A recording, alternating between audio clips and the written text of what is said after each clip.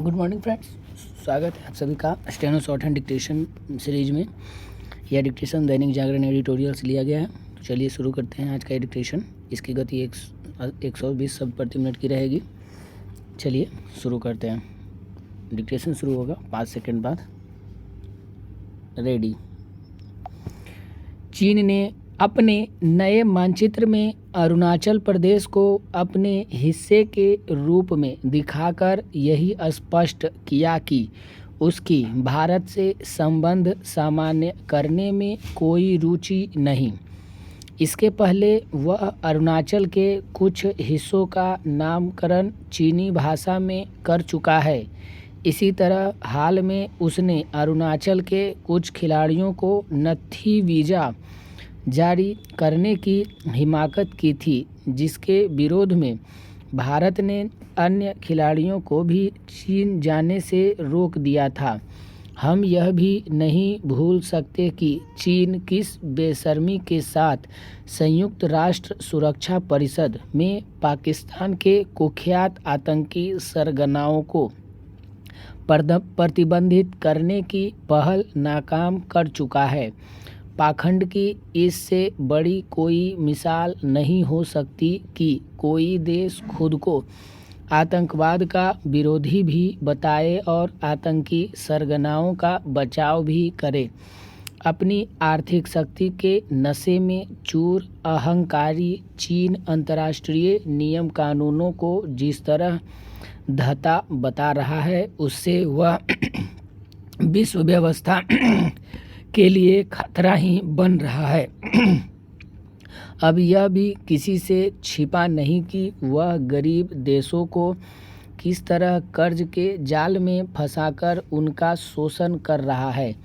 चीन ने अंतर्राष्ट्रीय कानूनों की अनदेखी कर जिस तरह अपने नए नक्शे में दक्षिण चीन सागर को भी शामिल कर लिया, वह उसकी उपनिवेशवादी मानसिकता का ही परिचायक है। चीन के मनमाने रवैये को पश्चिम देश अच्छे से महसूस भी कर रहे हैं और उनके पक्ष विपक्ष के नेता एक सुर में उसकी हरकतों के खिलाफ आवाज़ भी उठा रहे।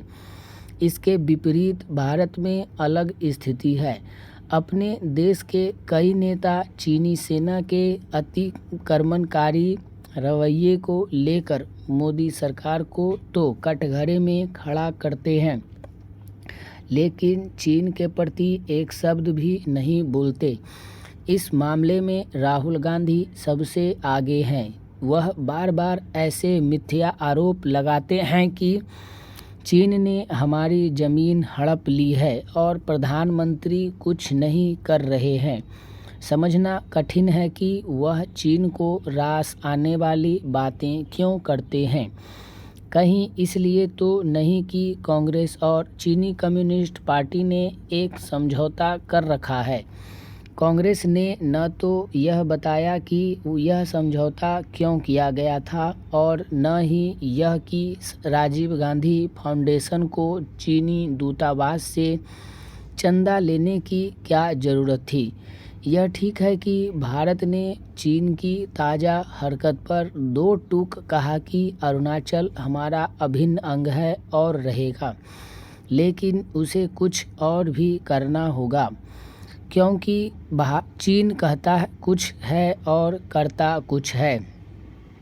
इसकी अनदेखी नहीं की जा सकती कि हाल में ब्रिक्स सम्मेलन में चीन ने किस तरह पहले अपने राष्ट्रपति और भारतीय प्रधानमंत्री के बीच वार्ता का अनुरोध किया और फिर इससे मुकर गया। समय आ गया कि भारत एक ओर जहां तिब्बत को लेकर मुखर हो, वहीं दूसरी ओर ताइवान से भी संबंध बढ़ाए। पंजाब में नशे के खिलाफ लगातार अभियान चलाए जाने के बावजूद इस समस्या का ख़त्म न होना चिंताजनक है। दूसरी तरफ नशीले पदार्थों की तस्करी करने वालों का दुस्साहस बढ़ता ही जा रहा है। बठिंडा में पुलिस टीम पर नशा तस्करों द्वारा हमला किया जाना अत्यंत गंभीर मामला है। इससे पहले भी मोगा सहित कुछ और जिलों में पुलिस टीम पर हमले हो चुके हैं, सवाल उठता है कि अपराधियों के मन से पुलिस का खौफ क्यों खत्म होता जा रहा है। पुलिस विभाग के आला अधिकारियों को यह देखना होगा कि इस तरह की घटनाएं बार बार क्यों हो रही हैं। नशे की समस्या विकराल होती जा रही है। नशे के कारण मौत होने से कई घरों में कोई वारिस ही नहीं बचा है। युवा नशे की लत के कारण जान गंवा रहे हैं। मोगा में 8 वर्ष के भीतर 2 भाइयों की मौत हो गई और अब बुजुर्ग पिता के ऊपर सारी जिम्मेदारी आ गई है, क्योंकि घर का खर्च चलाने वाला कोई नहीं बचा है।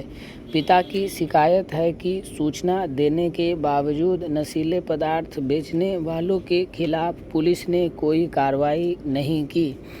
अधिकारियों को इस बात की जांच करनी होगी कि जिस पुलिस चौकी में नशीले पदार्थ बेचने वालों के बारे में सूचना दी गई थी, उसके कर्मचारियों ने कोई कार्रवाई क्यों नहीं की। कहीं ऐसा तो नहीं कि नशा तस्करों से पुलिस कर्मचारियों की मिलीभगत है। चूँकि तस्करों से मिलीभगत के आरोप में कई पुलिस अधिकारी व कर्मचारी बर्खास्त किए जा चुके हैं, इसलिए इस आशंका से इनकार नहीं किया जा सकता है। इस तरह के मामलों की गहन जांच होनी चाहिए। तस्करों के खिलाफ कड़ी कार्रवाई की चाहिए। तो आज का एडिटेशन यहीं पे समाप्त हुआ। इसकी PDF हमारे टेलीग्राम चैनल पे मिल जाएगी, तो आप इसको ट्रांसक्रिप्ट कर सकते हैं।